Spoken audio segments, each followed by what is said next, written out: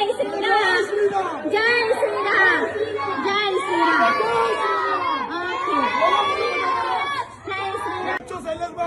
કમલેશભાઈ, okay, શું problem છે તમને? અમે લોકશાહીના બંધારણના હિસાબથી અમે મીટિંગ કરી નહીં શકીએ? અમને કઈ પ્રોબ્લેમ નથી બેન.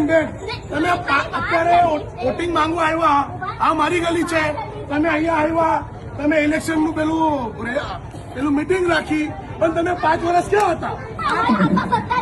એવું ના હોય બેન, એટલે સમાજ સેવક ના હોય માણસ. તમને કોર્પોરેટર બનવું છે આ લોકોને ભાઈ